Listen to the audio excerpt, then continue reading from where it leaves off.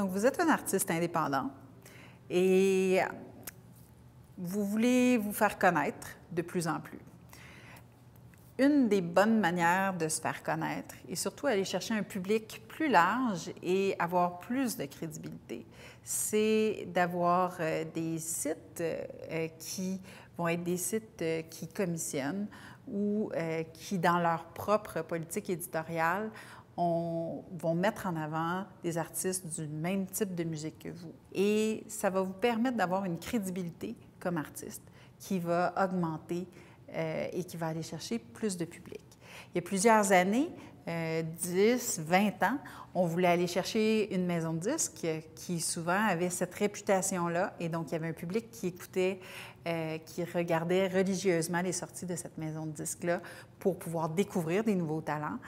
Puisqu'il y a de plus en plus d'artistes indépendants, de moins en moins de maisons de disques, bien, à ce moment-là, c'est une bonne façon de s'associer avec des sites qui ont une politique éditoriale ou qui mettent de l'avant certains types de musique et qui ont une grande crédibilité pour vous permettre d'aller chercher un public plus large, que ce soit au niveau des spectacles, avec certaines plateformes spécifiques pour des spectacles dans vos types de musique spécifiques, et ou sinon au niveau des plateformes de musique en ligne où vous avez des listes éditoriales mises de l'avant et donc qui ont le même effet au final pour aller chercher